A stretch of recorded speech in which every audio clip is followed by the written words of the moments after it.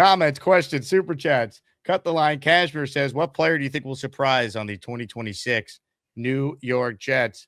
I don't know if he's a surprise anymore, but I'm buying some of the hype with A.D. Mitchell. Yeah, same. A.D. Mitchell. All right, so I feel like that's an easy one. We're all doing that. I really like Mason Taylor. Not to be, like a Colston Loveland or a Tyler Warren. I just think he's going to be I would look at him as and this guy's a Hall of Famer too, but just the style of play. Jason Witten, just move the chains, be dependable.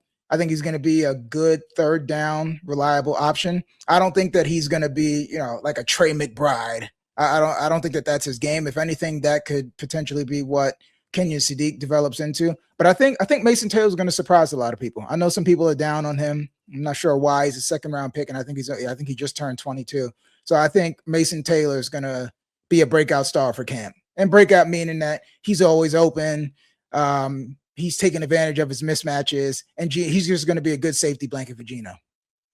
I like that answer a lot. I'll give you another one. T'Vondre Sweat. I'm high on him. I think he's going to be playing well. He's got Carl Dunbar, proven veteran defensive line coach, helping him. He's got Harrison Phillips there as a mentor, David Onyemata there as a mentor. They got good veterans in that room for a young ascending player to just be focused and take the next step. I think he's going to be very good. Yeah, and I'm going to take it a step further. I think the interior D-line might be the second or third best positional group after the O-line on the team. Just like you said, there's a mix of young guys. You got the two elder statesmen in Onyemata and Phillips, and then you got two young guys that are going to be emerging soon. And then you have a young guy in Darryl Jackson Jr. who can probably redshirt, or he can start playing in the second half of the year, and he can look towards somebody that he can literally model his game and his career after in Onyemata. So you got Juwan Briggs, T'Vondre Sweat, Harrison Phillips, David Onyemata, and Darryl Jackson Jr. with Carl Dunbar. And that's just for the interior. So that should make the edge group play even better. So interior D-line, I think, is going to be one of the best units in the AFC. That's my big hot take. Lou B checking in. He just celebrated a birthday the other day, and he's drinking the Jet Kool-Aid, folks. Jets wild card bound. From your lips to God's ears, Lou B.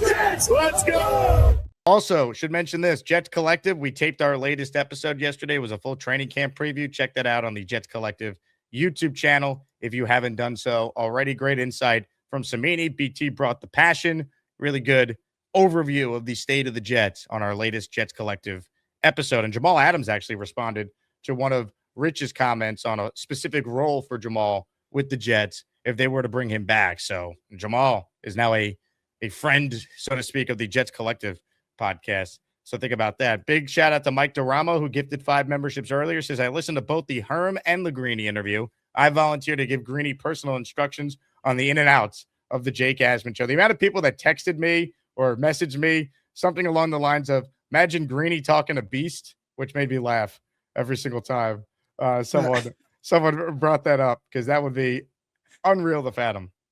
Yeah, but that would be the epitome of a Jake Asman Show, though. You go from Mike Greenberg to the Beast, and that's what you get—the full gamut, the full spectrum here, the full experience, for the sure, full maniac experience, for sure.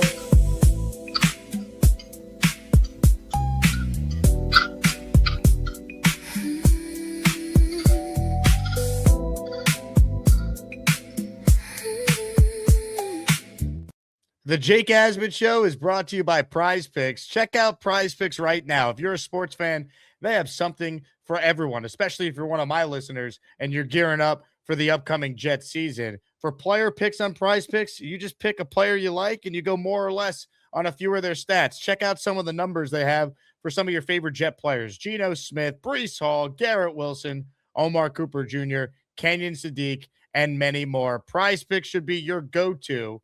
And check out their new offer right now. Play your first $5 and get $150 in lineups if you win. All you need to do is sign up and use that code HMA. That's PrizePicks code HMA. Download the app now or click the link in the description to download the PrizePicks app today. Ladies and gentlemen, a lot still to get into with Omari. So Brian Costello also had this to say about Aaron Glenn. I'm going to play it and then tell you why I think a lot of what Kaz is saying here is very much misguided. I think in fairness to Aaron Glenn, when we all talk about the Jets, we pretty much talk about 2027, right, as like the time that it can change. Sure do. I guess other than Kerry Rhodes on the show, none of us are really talking about them winning 10 games this year. I think the conversation, and when I see smart Jets fans online when they're talking about it, it's like, hey, can they somehow win 7 or 8 games? Like Yeah. that feels like to me, that's like the dream scenario right now is like, can they somehow get there? Do I feel like that's the one conversation. I think the Aaron Glenn conversation is like in a completely different ballpark. It's like if they don't win, they need to fire Aaron Glenn. It's not totally fair. It's because he. I'm not sure. Like people ask me the number, how many games? I think you just need to see growth from Aaron Glenn this year. Like certainly there is a number. He can't win 3 games again and keep his No. job. Not even But 4 I think you need to games, see some Cos. growth. Yeah. Yeah, yeah. I think you need. But like if it's 6 games. I think you need if you see growth from him, did he do a better job? Can you chalk up any losses to his game management, to how he managed the clock, how he did timeouts, to does the defense improve under him this Yeah. year? Do they actually look like a good defense? Can they turn the ball over? Do they keep the Jets in games? Does Frank Reich have success? Because Frank Reich is the guy he brought in. Does he have success on offense? Does it look like things are turning around this year? I think that's what we're judging Aaron Glenn on. Of course, yes, he needs to win games as well. I'm not saying he can lose every game, but I don't think he needs to win 8 games to save his job. I think if there are 5, 6 wins and it looks like things are turning around and things are going in the right direction, I think he could come back because to me, everyone's pointing to 2027 already. I mean, look, couple things I'd like to say. It's not just about a win total for Aaron Glenn. I've been on this from the beginning. Not all win total for teams is the same thing. And I will use the example of the 2019 or the 2019 New York Jets with Adam Gase. They started 1-7. They then had a 6-2 stretch to end the year to finish 7-9. Did we look at Adam Gase like he figured things out? Like we got our coach, right? Then you fast forward to 2022. The Jets win total that year was 6.5. They finished 7-10.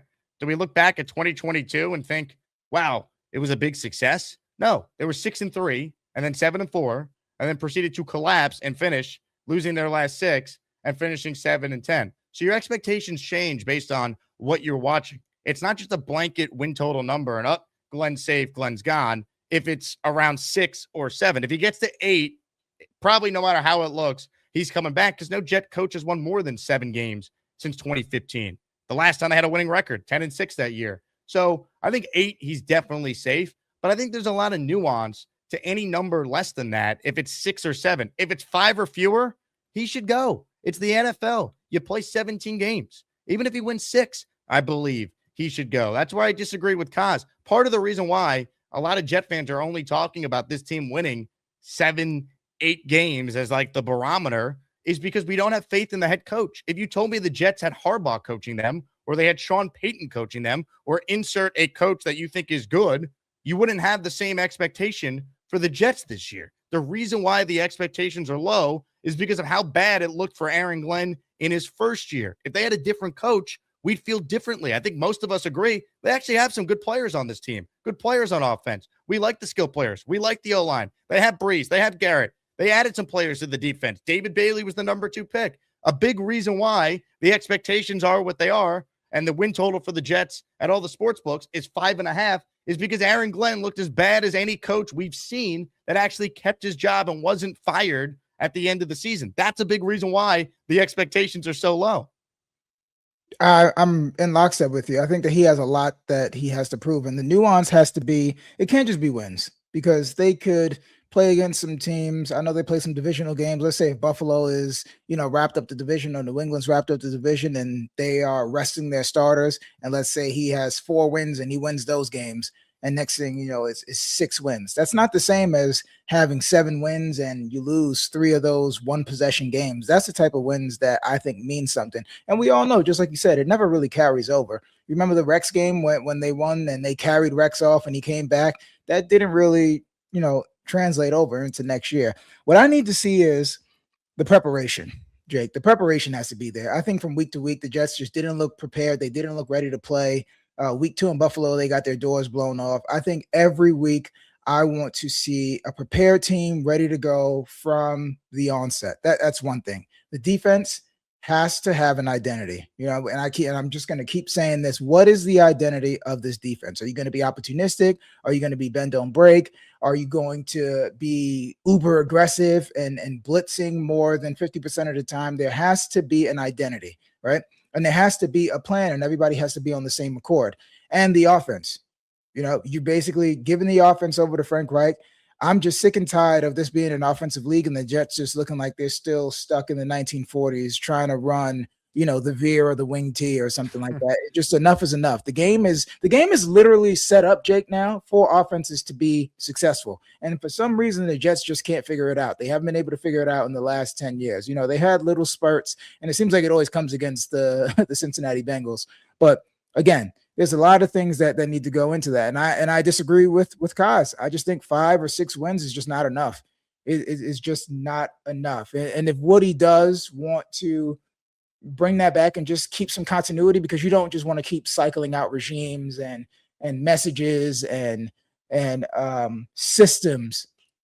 So it would have to be, if he only wins 6 games, I'm talking, we have to be in four of those games, 4 of those losses, of those 11 losses, need to be fourth quarter, 1 possession games where the Jets had an opportunity, they missed a field goal, or, Geno's driving and he throws an interception. It has to be something like that. There has to be competitive football, and it can't be Halloween, Jake, and we're already talking about, all right, on to 2027. It has to look better. The standard has to be higher.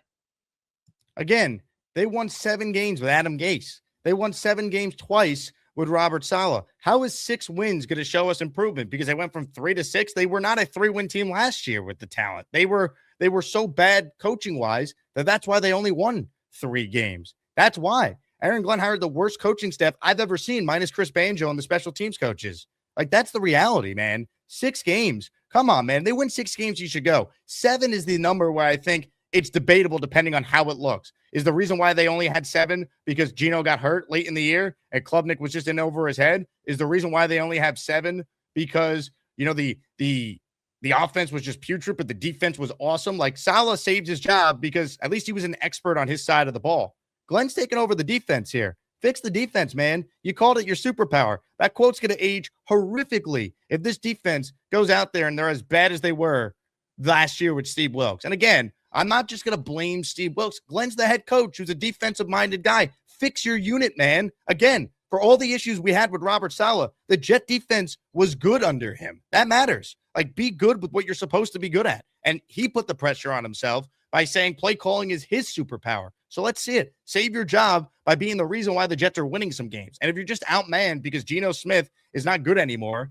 and you're dealing with a division with Drake May for 2 games and Josh Allen for 2 games, all right, we'll be reasonable here. I'm not demanding a playoff year, but I sure as hell am demanding more than 6 wins to be like, yep, I'm keeping Aaron Glenn when my job is one of the most attractive jobs in the NFL in theory. 3 first-round picks, $100 million in cap space, not 10 other openings around the league to compete with you. Like, I need to know Glenn's the guy if I'm bringing him back. If I don't know, I'm moving on because I could get someone I guarantee would take this job that'd be better. Guarantee it. Those numbers are atrocious, and I'm going to pick out a few things, just like you said, Jake, that need to happen. That need to happen, even if he wins 7 games, that he's going to be back.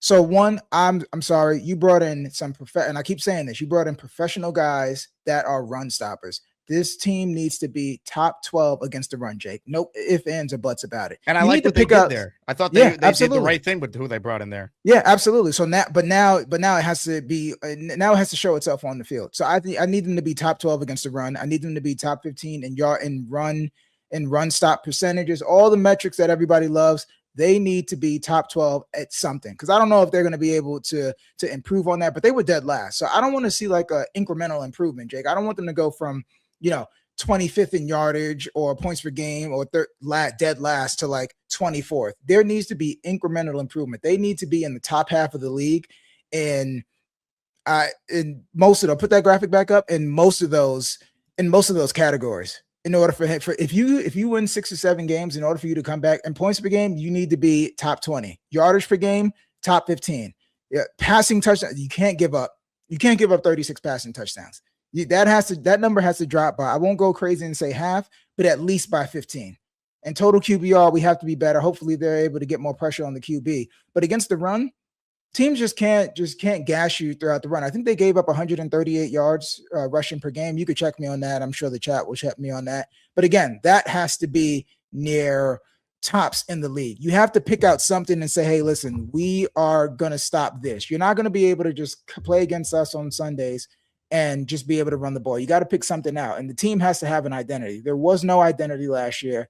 Something you just have to hang your hat on something right now. And I'm trying really hard to be objective and give Aaron Glenn the benefit of the doubt, but there's nothing that I can truly hang my hat on outside of he made a tremendous hire in Chris Banjo, and guys all say the right thing about him and they like him as a guy. That's not enough. And I'll tell you something that I saw the other day that almost made me puke. So Warren Sharp had a stat, and I'll put it up on the screen for everyone to see here, right from Twitter. Offensive snaps with the lead in 2025. The Jets had 66 total snaps with a lead last year. Think about that. The next closest to them, the New Orleans Saints at 126. Think about that. The next closest were the Saints at 126. The Raiders, they had the lead for 140 snaps. And you look at some of the teams here, and this is clearly an important stat because the only outlier you see, the star next to a team's name, means they made the playoffs last year. The only outlier are the Panthers, and they had an outstanding defense, and they play in a trash division, which helped them make the playoffs as a team, I believe, that had an 8-9 record. So if you think about it, this is an important stat here because all the teams that make the playoffs, Steelers, Bears, Bills, Packers, Broncos, Chargers, Niners, Eagles, Rams, Texans, Jaguars, Seahawks, Patriots, look at the number of snaps that they play with a lead and then compare that to the Jets. This has to change. They were being boat raced by teams for most of last year. I mean, it's insane that the discrepancy between the Raiders, who had the number 1 overall pick, and the Jets, who had the second pick, is that wide. That's insane. That's a tough watch. That's a tough watch. So that needs to be middle of the pack as well too. That's insane. Carolina got lucky, man. Carolina did get lucky, I guess. Crazy. Hey, here's the deal. Just got no chance unless you click on that like button. And you got to make sure you subscribe to the Jake Asman Show. You don't, you can get the f*** out. Now let's go, Asmaniacs. We're built for this shit.